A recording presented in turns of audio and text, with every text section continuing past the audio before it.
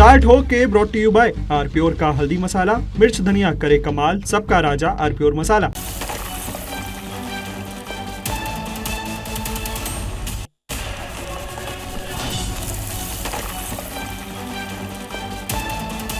नमस्कार, आप देख रहे हैं बहस का नंबर 1 शो ताल ठोक के बंगाल के पावर सेंटर के पास।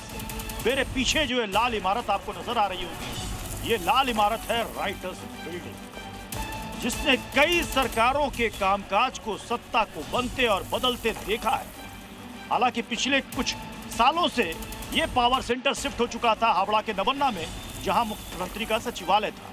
लेकिन नई सरकार के शपथ ग्रहण के बाद ये माना जा रहा है कि नई सरकार का कामकाज इसी राइटर्स बिल्डिंग से फिर से चलेगा। जब परिवर्तन की बात हो रही है तो आज बंगाल के ब्रिगेड पैरेड ग्राउंड में बहुत सारी तस्वीरें सामने आई।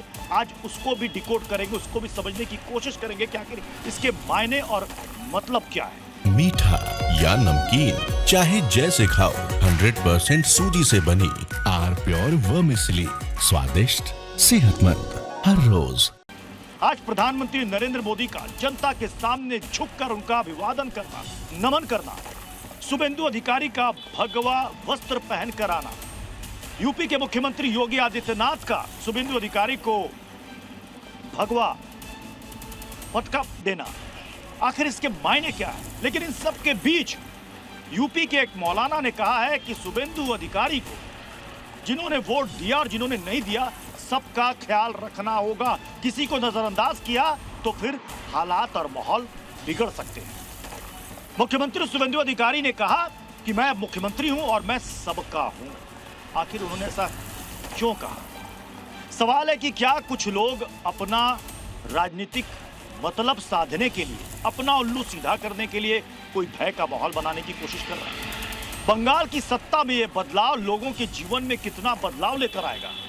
सवाल यह भी है कि नई सरकार के सामने जितनी चुनौतियां हैं, उस चुनौतियों से सरकार कैसे निपटेगी?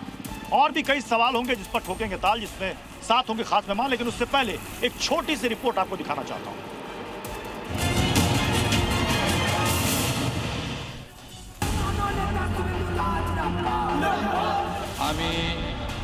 শুভেন্দু অধিকারী ঈশ্বরের নামে শপথ করিতেছি যে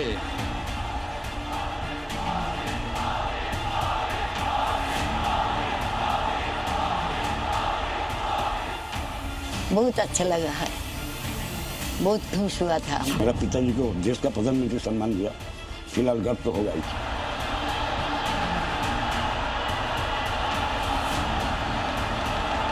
আমি মুখ্যমন্ত্রী, আমি এখন সকলের, আমি চাই শুভবুদ্ধির উদয় হোক।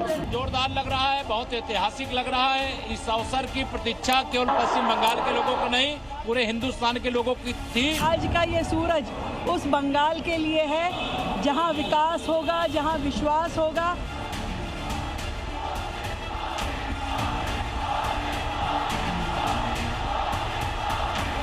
इंडियन सरकार आगे आने वाले समय में बंगाल को हर तरीके से विकास करेगा।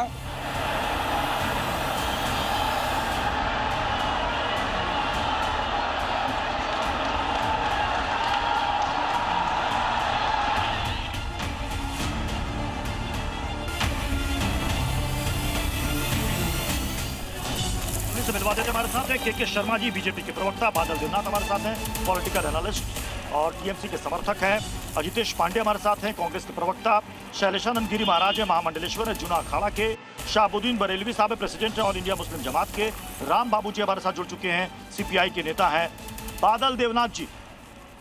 जिस बाहरी बनाम बंगाली को आपने मुद्दा बनाया, जिस बंगाली अस्मिता को मुद्दा बनाया, आज शपथ ग्रहण के दौरान वो तमाम तस्वीरें, लोक कला, लोक गायन, बंगाल की संस्कृति की झलक सब नजर में आई। तो क्या जो आपने एक मुद्दा गढ़ा था, उसकी हवा निकाल दी बीजेपी ने आज के शपथ ग्रहण में? मैं सबसे बोलूंगा पुतुल जी, जो आज तक नहीं हुआ तो आज बंगाल में हुआ है। आज जो मुख्यमंत्री हुआ है, ये नवम अर्थात 9तम मुख्यमंत्री है बंगाल में। मैंने इसके पहले बहुत शपथ ग्रहण देखा, लेफ्ट का देखा और टीएमसी का भी देखा। इसके पहले भी मैंने सुना था। आज कोई विरोधी नहीं था, ना कांग्रेस था, ना टीएमसी था, ना लेफ्ट के था, ना कोई छोटा पॉलिटिकल पार्टी, रजिस्टर्ड पार्टी, कोई विरोधी को मैंने मंच पर नहीं देखा। तो ये बंगाल के संस्कृति नहीं है। सबसे बड़ा बात है, जिसको आज के मुख्यमंत्री बनाए, मैं उनको शुभेच्छा देना चाहता हूँ। भाजपा के पक्ष से मुख्यमंत्री हुआ, बधाई तो देना अवश्य जरूरी है, लेकिन जरूर बधाई दूंगा। लेकिन जिस व्यक्ति का 2013 से 2013, 2018, 2021 और 2026 में 4 इनका अफसर साहब पीए को हत्या हो गई। इनका आज तक ना जांच हुआ, क्या गिरफ्तार हुआ, क्या हुआ, कुछ पता नहीं। लास्ट में 2026 में चंद्रनाथ रथ को आज 2 दिन पहले हत्या हो गई। क्यों ऐसा होता है पता नहीं। इनका ही क्यों अफसर साहब तो हम हत्या होता है, ऐसे अचानक मर जाता है, मुझे पता नहीं। मुझे एक बात समझाइएगा, एक सेकंड के शर्मा जी, मुझे समझ में नहीं आ रहा बादल दाव को मतलब नाराजगी या कसक किस बात की है? इनको बुलाया नहीं गया, मुख्यमंत्री नहीं आई, बाकी पार्टियों को नहीं इनवाइट किया गया, इसकी कसक है या सत्ता चली गई इसकी कसक है? के शर्मा जी, इनको तो कुछ पता है ही नहीं ना बादल देवनाथ जी को। ये क्या संस्कृति है क्या पश्चिम बंगाल की कि जो मुख्यमंत्री चुनाव हार जाए, जो पार्टी चुनाव हार जाए, इसके बावजूद वो इस्तीफा न दे। वो आज भी ममता बनर्जी बेशर्मी के साथ में अपने नाम के सामने सीएम लिख रही हैं, एक्स सीएम नहीं लिख पा रही हैं। तो जो संविधान की हत्या करने में उतारू हो वो शपथ ग्रहण समारोह में आएगा। निमंत्रण सबको जाता है, लेकिन इस शपथ ग्रहण समारोह का बहिष्कार करना ये विपक्ष की एक सगल बन गए। मोदी जी के जो अब यहाँ अभी शपथ ग्रहण समारोह हुआ, कौन आया कांग्रेस से? क्या बुलाया नहीं गया था?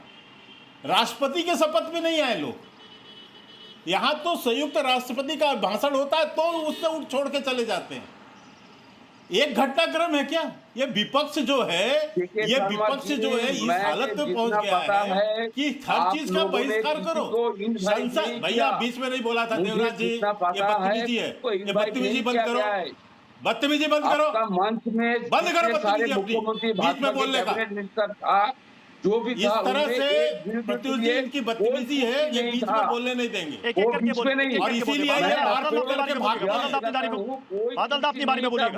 रहे। किसी को आपने बुलाया नहीं, ये बंगाल का संस्कृति नहीं है।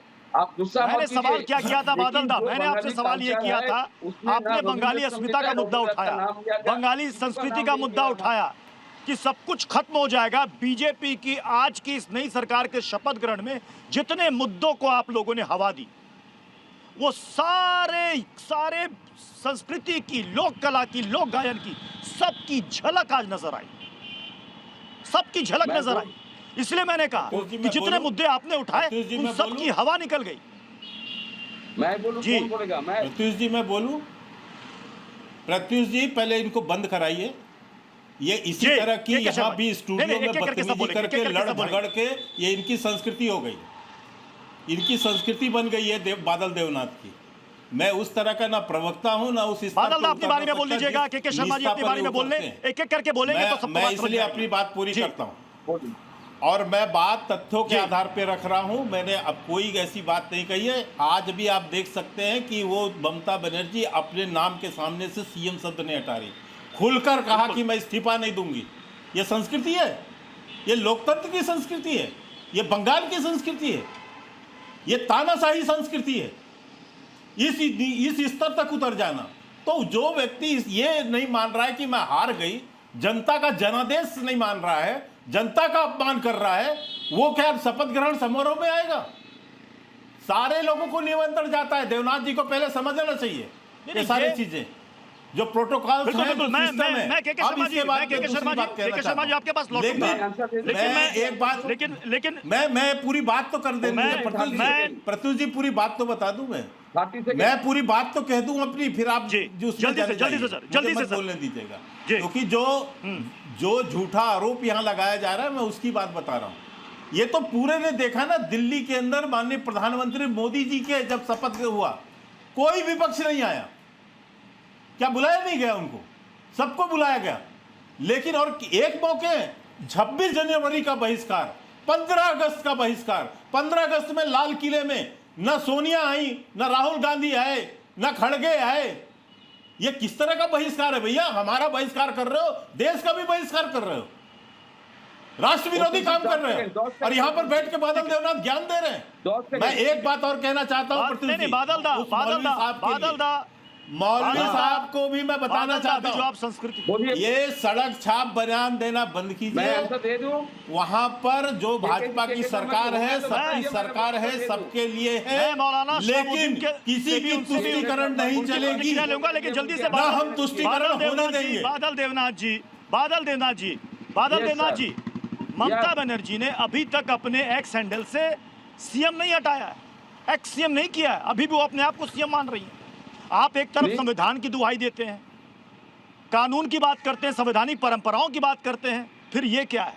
मैं इस्तीफा नहीं दूंगी, नहीं दिया, बर्खास्त करना, ऐसे भी विधानसभा का कार्यकाल खत्म हो गया, राजभवन से ऑर्डर आ गया, और अब भी सीएम लिखना।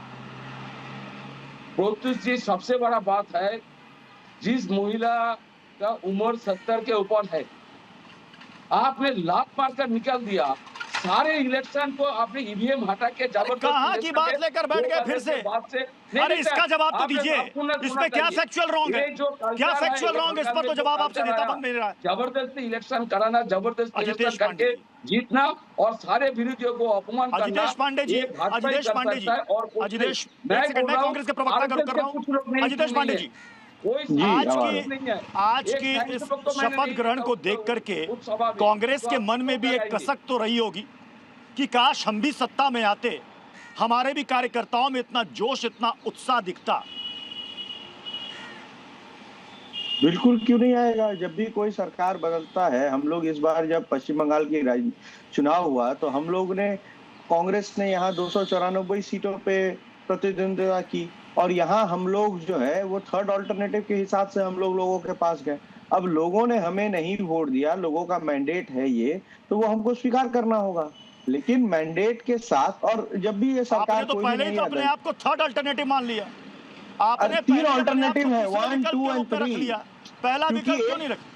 क्योंकि एक सरकार है, एक ऑपोजिशन है, तो एक सरकार और एक ऑपोजिशन के बाद वो तीसरा ही आता है प्रत्युष जी। इसलिए मैंने आपको दरअसल में पूरे चुनाव में कांग्रेस में कंफ्यूजन था कि लड़ किससे रहे, टीएमसी से या बीजेपी से। ये आपको कंफ्यूजन होगा, लेकिन लड़ तो हम लोग दोनों से रहे हैं। हम लोगों को रिप्लेस टीएमसी को करना है, क्योंकि यहाँ सरकार में टीएमसी थी, और हम लोगों को लड़ाई बीजेपी से, तो बीजेपी को हमें रोकना है, बीजेपी को हमें पूरे भारत में रोकना है। तो बीजेपी के साथ तो हमारी लड़ाई पूरे देश में। बीजेपी के सत्ता में आने के बाद कांग्रेस के कार्यकर्ताओं में भी जोश आ गया है। जिन दफ्तरों को कांग्रेस के टीएमसी ने कब्जा लिया था, उसे अब कांग्रेसी कार्यकर्ता जाके छुड़वा रहे हैं। बिल्कुल आया है, ये तो जोश भरा है ना। इसके लिए तो बीजेपी को थैंक यू कहना चाहिए। बीजेपी को क्यों थैंक यू करना? बीजेपी को थैंक यू कहना चाहिए, एकदम नहीं कहना चाहिए। इसके लिए हमारे पार्टी वर्कर्स को, हमारे पार्टी प्रेसिडेंट को, हमारे पार्टी के हाई कमांड को, जिन्होंने निरंतर यहाँ मेहनत किया। हम यहाँ 2021 में 0 हो गए थे, 44 से 0 पे आ गए थे, तो हमने रीइन्विगोरेट किया, हम लोग ने देखा क्या समस्या है, और उस पे आज हम लोग 0 से 2 पे हैं, जो कि बहुत ज्यादा सराहनीय नहीं है। लेकिन हम लोग ने यहाँ 2 सीटें लाई, और बहुत ऐसी सीटें हैं जहां हम लोग सेकंड पे बहुत कम मार्जिन से आ रहे हैं। हमारा वोट परसेंटेज भी बढ़ा है, तो खुश होने का बात है। और टीएमसी बोल के जो दल है ना, ये आइडियोलॉजिकल बेस कोई दल ही नहीं है। टीएमसी दल जो है वो 1 मैन शो है। जिस दिन ममता बनर्जी गई सत्ता से, टीएमसी के आधे से ज्यादा लोग जो है वो आपको कुछ दिन बाद टीएमसी में नहीं दिखेंगे, वो आपको बीजेपी के वॉशिंग मशीन में धुलते हुए दिखेंगे। जिस तरीके से जो आज के सीएम है, वो भी बीजेपी के वॉशिंग मशीन में धुल के आज वहां बैठे हैं। बीजेपी ने ही नारदा में उनका वीडियो रिलीज किया था कि वो पैसा ले रहे हैं, और आज वो बीजेपी के ही मुख्यमंत्री बन रहे हैं। तो ये बीजेपी बताएगी। संविधान का बात करते हैं, डेमोक्रेसी का बात करते हैं। एक सेकंड केके शर्मा जी को, अजितेश जी को एक साथ रखिएगा। केके शर्मा जी, मतलब हमने देखा है कि जब सरकारें बदलती हैं बंगाल में, तो एक कैडर शिफ्ट हो जाता है। मतलब कांग्रेस से लेफ्ट से फिर टीएमसी। क्या टीएमसी के बाद वो शिफ्टिंग बीजेपी की तरफ होगी? मान लीजिए कल को किसी टीएमसी नेता और विधायक का हृदय परिवर्तन हो गया। राजनीति में हृदय परिवर्तन बड़ी आम बात है। अगर हृदय परिवर्तन हो गया तो उसके लिए बीजेपी के दरवाजे खुलेंगे या नो एंट्री का बोर्ड लग जाएगा? देखिए प्रत्युष जी, राजनीति में दल बदलना ये दल बदलने वाले पर डिपेंड करता है। और राजनीति में कोई आकर यदि अच्छा काम किसी दल के अंदर करना चाहता है तो उसका स्वागत है, उसके लिए कोई प्रतिबंध तो है नहीं। यदि वो अपना समर्थन अपनी हमारे विचारधारा के रूप में आकर स्वीकारते हुए हमारे विचारधारा के हिसाब से चलने को तैयार है तो हम उसको लेंगे, इसमें आपत्ति क्या है। कांग्रेस के तमाम लोग पार्टी छोड़ के आए हैं ना हमारे यहाँ से कोई गया है क्या कांग्रेस में? जो भी आया है कांग्रेस से हमारे यहाँ आया है। यदि हम नहीं लेंगे तो क्या करेगा वो कहीं और जाएगा। हमारे पास वो हमारे नीति तो के समर्थन में आ रहा है ना। मतलब कल को टीएमसी के नेता और विधायक बीजेपी में शिफ्ट कर जाए तो बीजेपी को कोई दिक्कत नहीं है। कहीं अभी वो राजनीतिक कार्यकर्ता हैं, यदि वो हमारी विचारधारा को स्वीकार करते हैं, नरेंद्र मोदी जी के नीतियों का समर्थन करते हैं तो क्या आपत्ति है। हम कोई धर्मादत्त राष्ट्र में थोड़ी ना बैठे हुए हैं। आज क्यों छोड़ रहे हैं राहुल गांधी, आज कांग्रेस को क्यों कोई छोड़ रहा है, तृणमूल कांग्रेस को क्यों छोड़ रहा है, ये तो कांग्रेस को तृणमूल कांग्रेस को समझना होगा ना कि उनकी पार्टियों उनको पता है कि हमारा नेतृत्व निकम्मा है, कुछ नहीं कर सकता। 99 चुनाव हार चुके हैं राहुल गांधी, 100वां चुनाव भी हार जाएंगे। ममता बनर्जी आप उन राजनीतिक संन्यास हो गया है, अब राजनीतिक में उभर ही नहीं सकती। और अभी जो है कांग्रेस के प्रवक्ता कह रहे थे कि हम तो कलकत्ता में पश्चिम बंगाल में हमको टीएमसी को हटाने रहते और दिल्ली में हाथ मिलाएंगे। वो बात है दिल्ली में इनका दौरा चले सरकार की तरफ आ जाए या फिर ये मान बैठे हैं या मान बैठो कि ये पार्टी से कुछ ना हो पाएगा इसलिए शिफ्ट कर जाओ।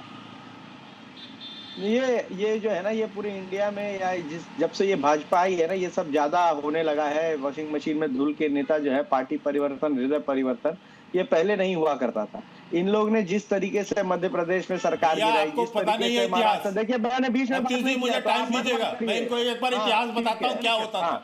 आप इतिहास बताइए, मैं इनको इतिहास बताता हूँ ये क्या करते थे। तो जिस तरीके से ये खरीद बेच का राजनीति भाजपा ने चालू किया है, जिस तरीके से पूरे भारतवर्ष में, तो इनको ये आदत हो गया। इन्होंने ये जवाब नहीं दिया।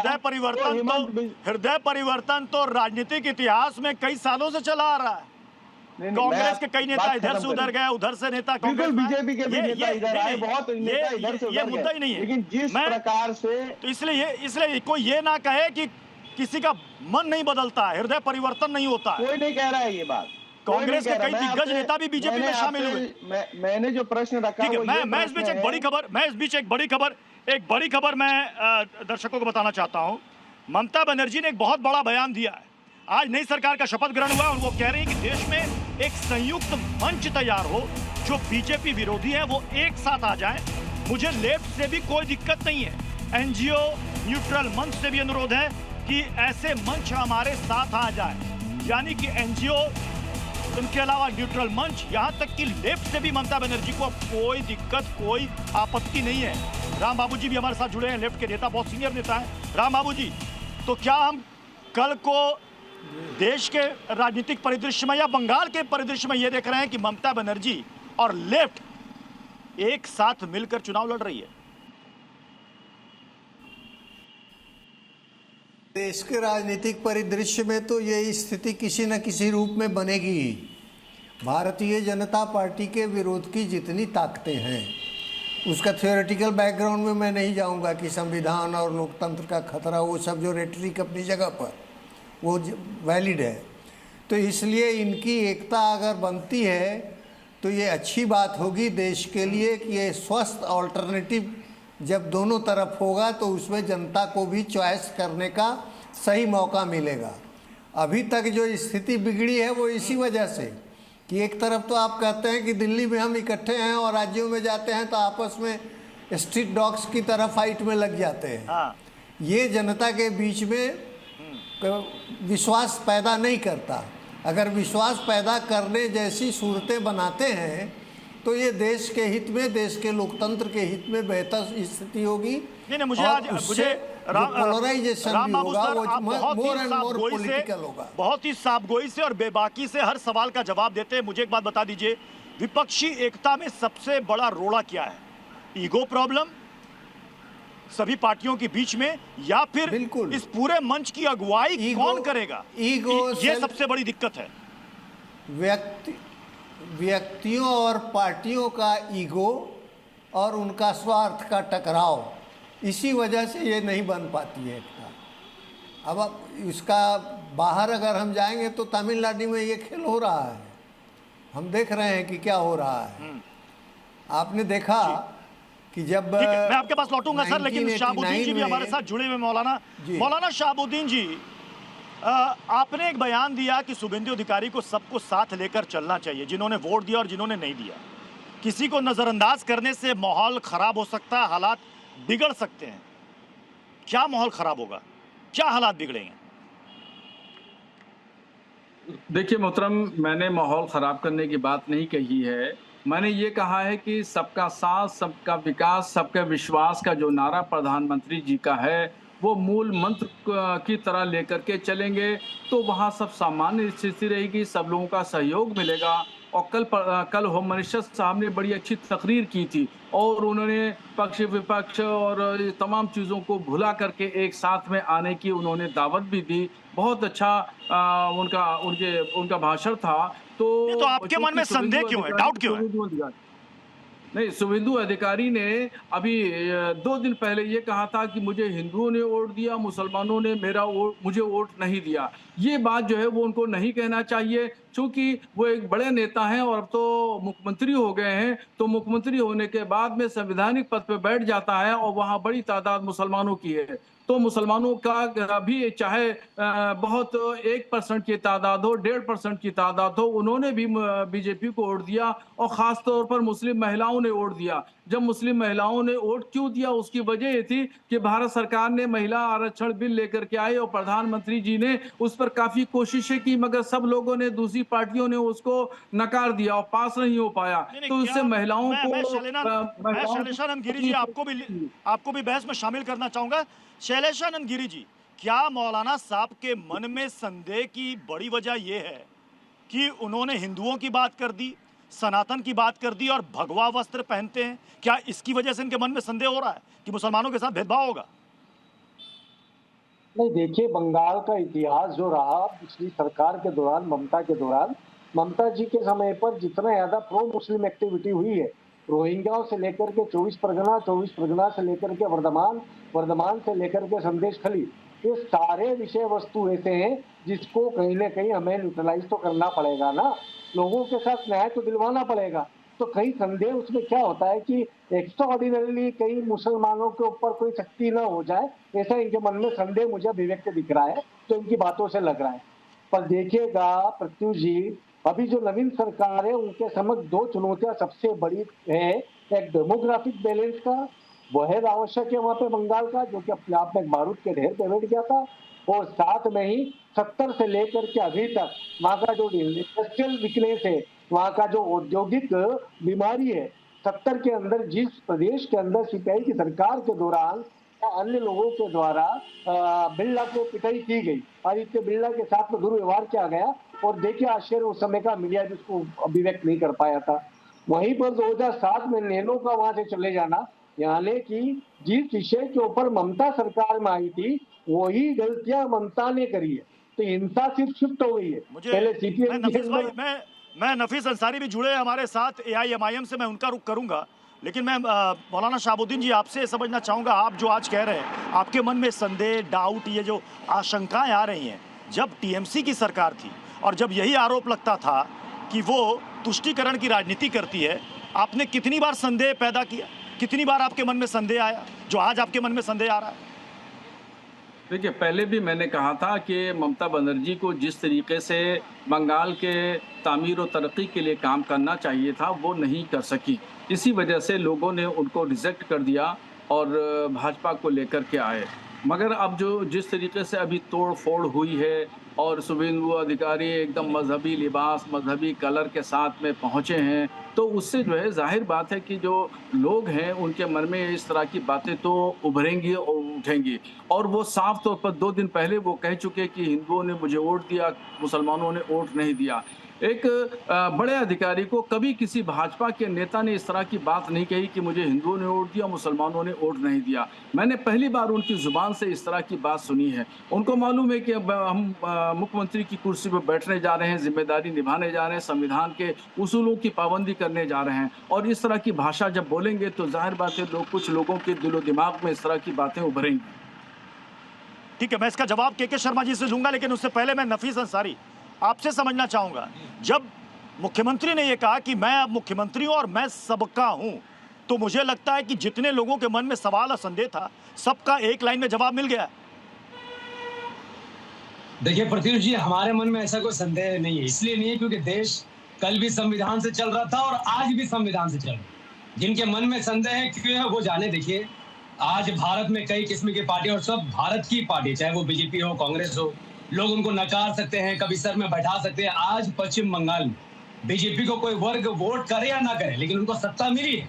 और जब वो सीएम पद की शपथ देते, क्या कहते हैं, देश की एकता और अखंडता को अक्षुण्ण रखना है, तो उनको सबको काम करना है। अगर कोई चुना हुआ नेता ये बात कहे कि हम खास धर्म के लिए काम करेंगे, तो वो संविधान विरोधी हो जाता है। उसका सीट भी जा सकती है, उसका सब कुछ जा सकता है। तो बहुत बहुत बधाई हो बीजेपी को, जिन्होंने टीएमसी की सत्ता को उखाड़ फेंका है। टीएमसी की गुंडागर्दी से लोगों में बहुत दहशत परेशानी थी, लेकिन मुझे इस बात का भी अफसोस है कि बीजेपी की सरकार बनने से पहले ही पश्चिम बंगाल के कई इलाकों में हिंसा हो गई, 4 से ज्यादा लोगों की मौत हो गई। इवन खुद शुभेंदु अधिकारी जी के पीए की मौत हो गई। देखिए, कहीं पर भी मौत होती है, लोग एंकल देखते हैं कि टीएमसी का आदमी मरा, बीजेपी मरा, हिंदू मुसलमान।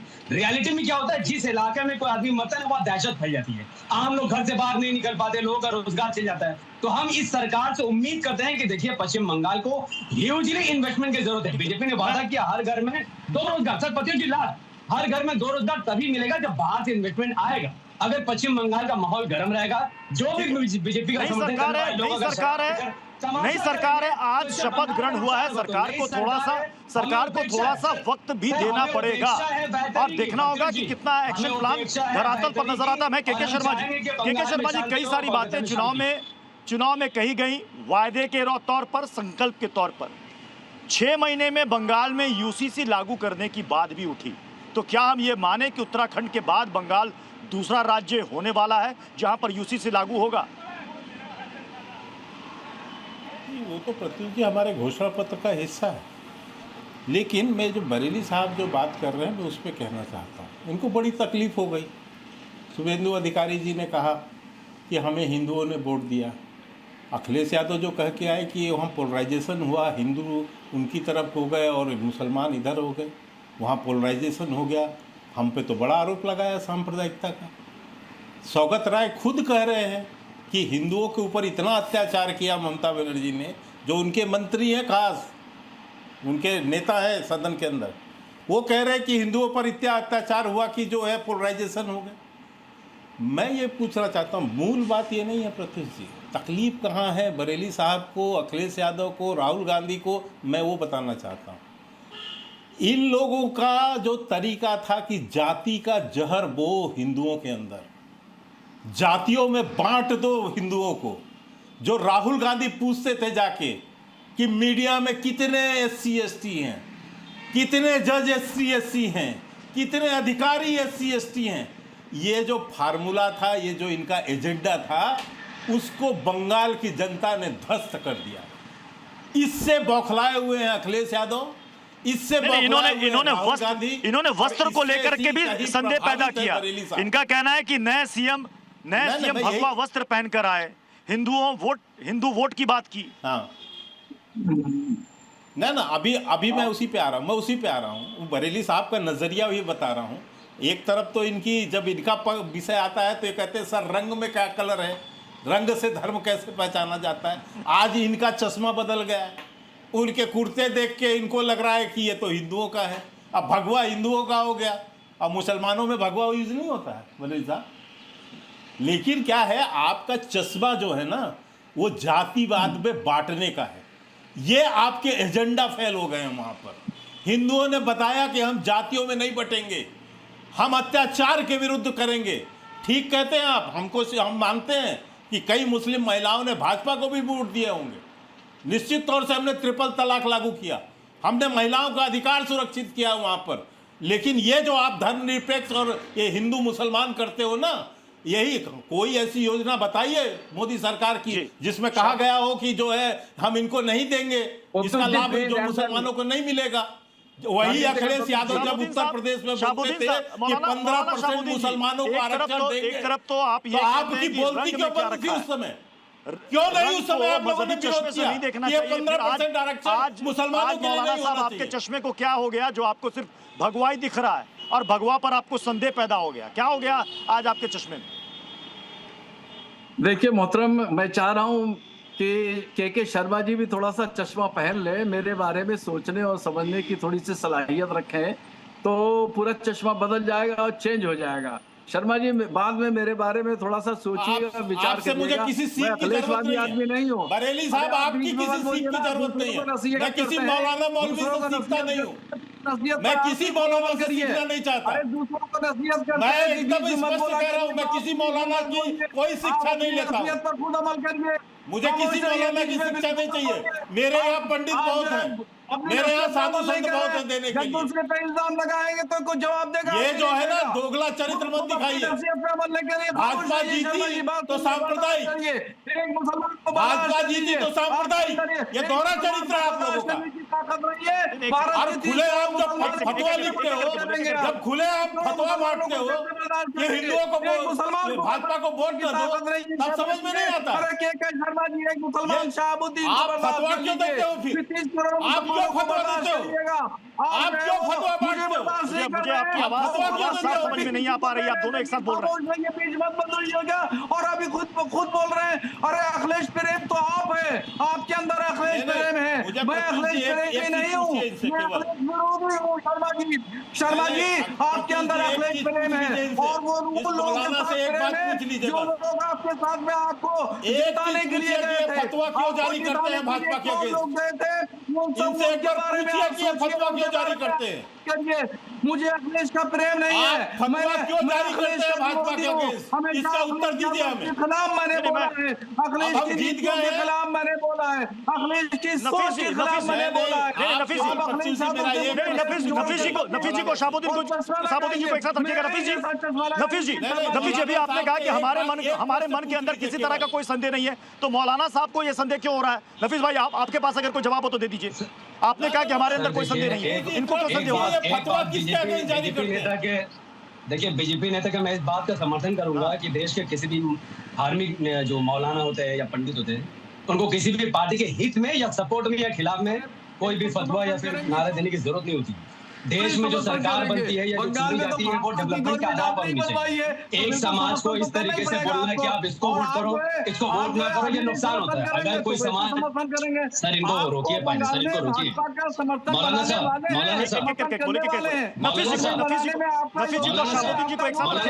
शाहबुद्दीन जी एक सेकंड नफीस भाई को सुन लीजिए, फिर आप जवाब दीजिए। कोई भी पार्टी की सरकार अगर बनती है और कोई नेता अगर कोई धार्मिक वस्त्र पहनता है तो इससे कोई ऑब्जेक्शन नहीं होनी चाहिए। अगर कभी भारत का ऐसा सौभाग्य मिला और मुस्लिम पीएम बना और वो टोपी दाढ़ी रखकर पैजामा और ये पहनकर शपथ लेगा तो क्या उस पर हिंदू समाज ऑब्जेक्शन करेगा? नहीं करेगा। तो ये जो आपका नजरिया है मैं इसको कंडेम करता हूँ। और जहां तक बात शुभेंदु अधिकारी की, उन्होंने संविधान के नाम पर शपथ खाई, उन्होंने कोई धार्मिक ग्रंथ की शपथ नहीं खाई और उनका काम है सबको लेकर चलना। चाहे उनका ये कहना, उन्होंने जो कहा कि हिंदुओं ने वोट दिया, मुसलमानों ने वोट नहीं दिया, अभी 2 दिन पहले उन्होंने कहा, इस पे बताइए, इस पे मौलाना साहब उन्होंने गलत क्या किया? डेटा तो यही कहता है।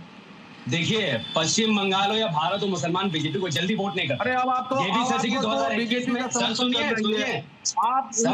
तो सही, सच बात सुनने की आपके अंदर कैपेसिटी, सच बात सुनिए 2021 में 7% मुसलमानों ने बीजेपी को वोट दिया। मालूम है आपको मालूम है? आपको नहीं मालूम है? आपको डेटा नहीं मालूम है? आपके बयान से पश्चिम बंगाल के मुसलमानों को छवि खराब हो रही है। आप ये सब बयान मत दीजिए। रियलिटी ये है कि 2021 में 7% मुसलमानों ने बीजेपी को वोट किया। और इस बार भी कुछ मुसलमानों ने वोट दिया। अगर उनके पास डेटा है और वो कह रहे सर सुनिए अगर वो कहते हैं कि मुसलमानों ने वोट नहीं किया ये उनकी राय है, लेकिन जिस चीज को कहेंगे मुसलमान की दावे नहीं करेंगे तो ये गलत बात होगी। फिलहाल वो शपथ ले चुके हैं संविधान के शपथ लेने के बाद मेरी बात सुनिए शपथ लेने के बाद उन्होंने किसी कौम के खिलाफ कुछ बोला कि शपथ लेने के बाद किसी समाज के खिलाफ कुछ बोला नहीं करना चाहिए।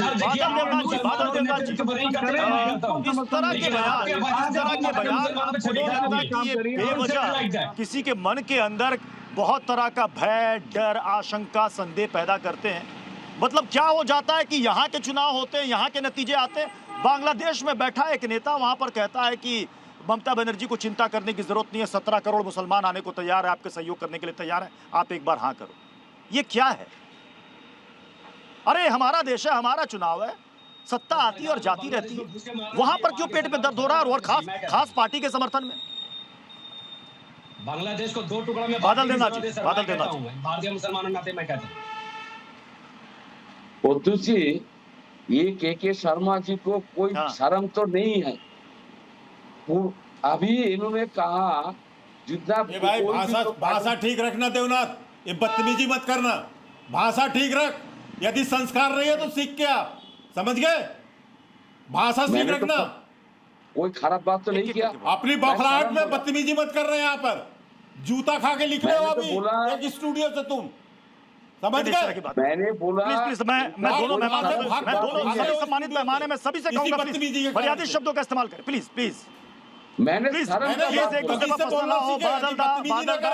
बादल देवनाथ जी, के शर्मा जी प्लीज जी, मैंने बोला अपनी बात रखे, तर्कों के साथ रखे, कोई पर्सनल अटैक नहीं, कोई पर्सनल अटैक नहीं, पर्सनल अटैक नहीं। मैं बोला शर्म कुछ है, शर्म मतलब मैं बंगाल में कहते हैं बेशरम होगा इसलिए शर्म तेरे को नहीं है, बेशरम होगा इसलिए शर्म नहीं है तेरे को। चोरी करके जीतता है, बोले कोई भी लोग आएगा तो भाजपा में अच्छा काम करेगा, इन्होंने कहा। इसमें शर्म नहीं आ रही है बोलते हुए, चोरी की बात करते हुए शर्म नहीं आ रही है, लोकतंत्र के विरुद्ध बोल रहे हो। मतलब अभी भी आप जनादेश का अपमान कर रहे हो लोगों का। चोरी करके जीतता है भाई, आपने भी तो सीटें जीती है, 80 सीटें। बोलने दीजिए भाई पोतू जी, क्या आपको भी तो जनता ने वोट दिया, 80 सीट दिलाई, तो वो क्या बोलने दीजिए पोतू जी। झूठ बोलने के लिए आए हो आप बीच में बोलते, आप प्रवक्ता हो जाइए। झूठ बोलने के लिए आए हो, क्या झूठ बोलोगे बैठ के? बादल देवनाथ जी सत्ता जा चुकी है, चुनाव हार चुके हैं, नतीजे आ चुके हैं, नई सरकार ने शपथ ग्रहण कर लिया है, आगे की बात कीजिए ना, आगे की बात कीजिएगा। आपकी घड़ी की सुई अभी भी अटकी हुई है।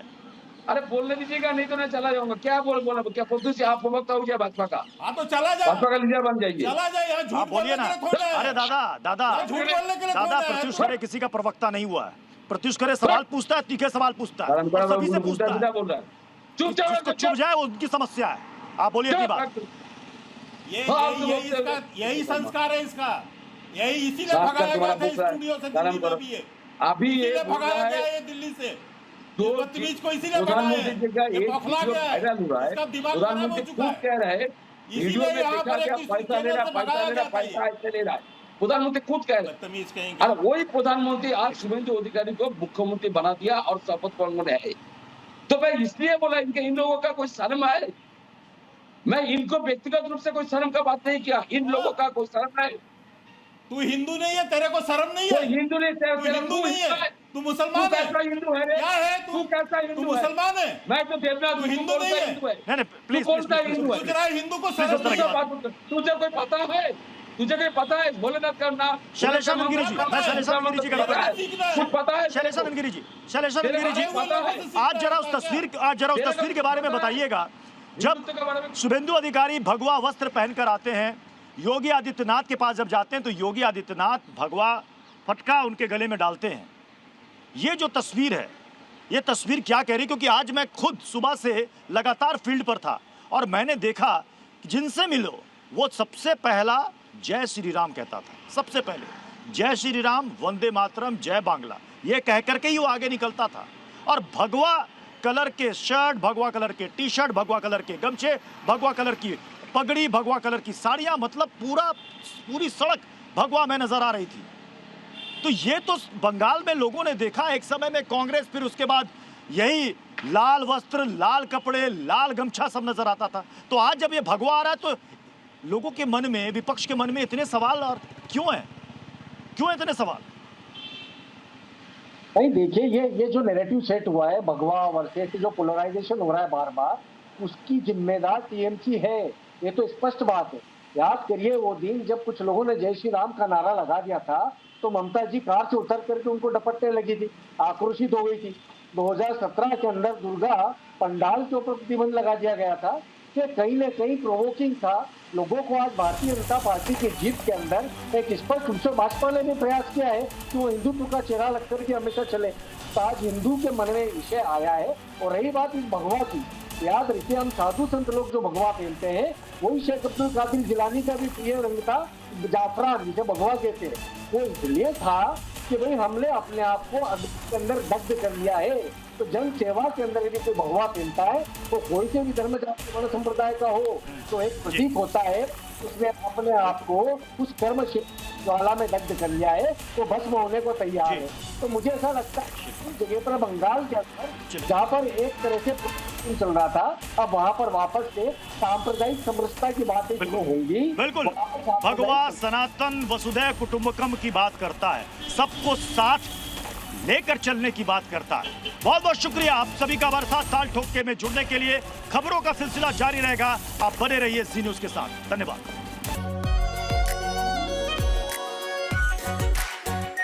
Are Pure shahi paneer masala, delicious, healthy everyday.